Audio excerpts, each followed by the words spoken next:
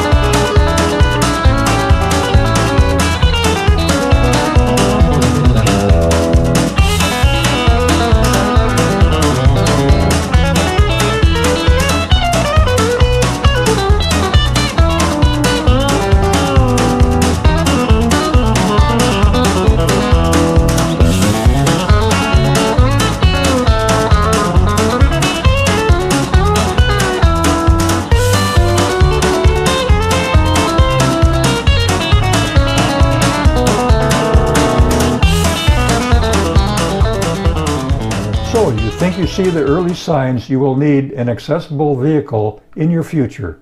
I did too about 9 years ago. If you are a first-time buyer, you might find interest in this video. Hi, Jerry here again. Thanks for tuning in to this 21st episode on the IB Myositis channel. Make sure you hit the thumbs up button sometime during the video if you like this series, and hit the subscribe button to join hundreds of other IBMers who have already subscribed. I would like to extend a special thanks to AMS Vans, AT Conversions, BraunAbility Vans, and Rollx Vans for granting permission to use some of their photos and video segments in this episode. I've placed their internet links in the info section of your YouTube screen. Other conversion companies either declined or didn't respond to my request. Most people with IBM are past the days of needing a vehicle that hauls around half a youth baseball team or the entire cheerleader squad, and would rather enjoy more of a luxury ride, an SUV, or even a sports car reliving a second childhood. But your IBM future will likely involve a power chair, and power chairs don't fit in luxury or sports cars. Sorry, but a power chair accessible vehicle may be in your future. Track your evolvement of this skeletal muscle disease using the IBM Functional Rating Scale to get an idea how fast you are progressing. Some never require an accessible vehicle, and others may need one sooner than originally anticipated. Your other option is to install some special adaptive parts to help you steer, apply the brakes and accelerator for the vehicle you already own. Hand controls may only shortly delay the day when driving a motor vehicle ends for you, and are quite costly to install, then have to be removed at a later date, and those parts may be difficult to resell if they are brand or model specific parts. A word of caution that older design hand control systems require some hand and arm dexterity and strength, whereas some of the newer electronic versions might be easier to operate for the IBMer, but at a higher cost to have installed. Back to accessible vehicle basics. There are van conversion companies that choose to be ADA compliant, or in layman's terms, design and build a ramp entrance width of at least 30 inches wide and a ramp door opening height of at least 56 inches high. So pay attention to those measurements when shopping for a van, especially if you are tall. Less door opening height will work for most individuals, and I'll be addressing that again in the next episode. Let's talk ramp van basics. First, the size. There are basically 3 sizes to choose from. The largest is made from a tradesman's van, the size you might see your plumber or electrician drive around. This size might be practical for a nursing home or even in a taxi service fleet where multiple riders in power chairs or wheelchairs would be transported at the same time. This size would be overkill as a single-user vehicle. The second choice would be converted from a full-size van. Although spacious and comfortable, the extra size might be a bit of overkill for the average IBMer. If you plan to store your ramp van in your home's garage or under your apartment's covered shelter, make sure you know the height of the garage door opening to reassure your new van will fit. Some modified full-size vans may be too tall to fit in your garage or carport. The most popular sized ramp vans sold today are customized from one of the current minivans available, primarily the Dodge Caravan, Chrysler Pacifica, Honda Odyssey, or Toyota Sienna. They seem to have ample space even for a large power chair, decent gas mileage, and will fit in a standard garage. Although not as prestigious as a sports car, special likable modifications are available from a few manufacturers that just might turn some heads. If you are a pickup truck or SUV kind of person, power chair accessible conversions are now becoming available. AT Conversions is a good example of a company taking accessibility way past the minivan. An accessible vehicle is more than just adding a ramp to a standard minivan. Without a lowered floor, as is performed during a ramp van conversion, even a short person will experience door opening clearance issues when entering or exiting the van. Conversion companies lower the floor from 10 to 14 inches depending on the vehicle brand to give the necessary clearance you need, as well as adding many other improvements to make your van safe and reliable. There are 2 basic ramp entrance configurations available, the rear ramp and the side ramp. With the rear ramp style, there is a little less flexibility on where the power chair can be situated during travel.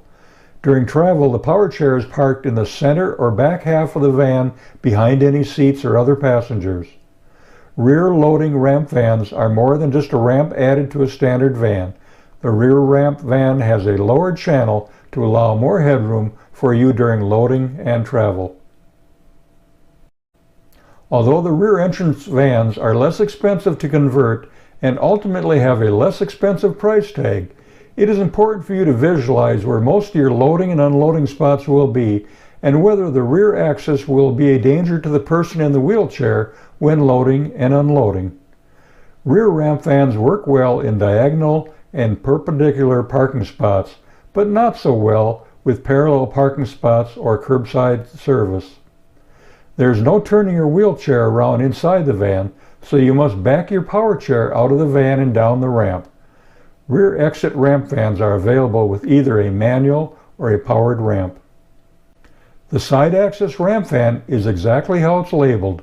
The side axis ramp van loads and unloads from the right side directly onto the sidewalk or onto that striped area adjacent to a legitimate handicap parking spot meant for unloading wheelchairs or power chairs.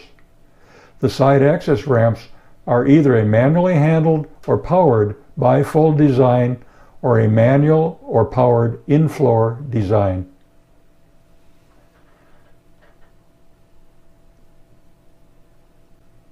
Side entry ramp minivans are manufactured these days to allow full-size power chairs to conveniently be turned and positioned within the van's interior space. Side entry vans can be flexible to position the power chair user in the driver's position, in the front passenger position, or in the middle of the van, and other people can ride along with the driver and power chair user. Many side access minivans also have power kneeling feature that lessens the ramp angle significantly. What is van kneeling, you might ask? To lessen the ramp angle for loading and unloading, the rear of the van lowers closer to the ground.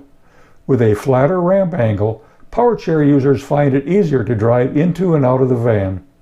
There are differences in ramp angle improvements depending on if it's a folding ramp or an in-floor ramp design. The in-floor ramp design with the kneeling feature will typically get you to a 9% grade when loading on a level surface. The van's kneeling system returns the van to its level position when the ramp is being stowed. A properly adjusted and tightened headrest on your power chair is also important to prevent a serious whiplash if a rear impact occurs. Then there are power chair accessible vehicles that are not vans, but rather are built from an SUV or pickup truck chassis. These new types of conversions offer us IBMers more choices and flexibility. AT Conversions offers two different sizes of SUVs and various pickup truck models that can quickly and efficiently get you loaded or unloaded during your next journey.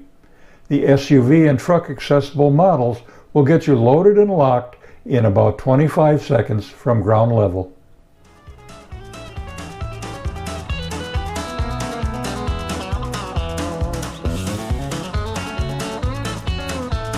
There, you now know some of the basics to allow you to start shopping for accessible vehicles.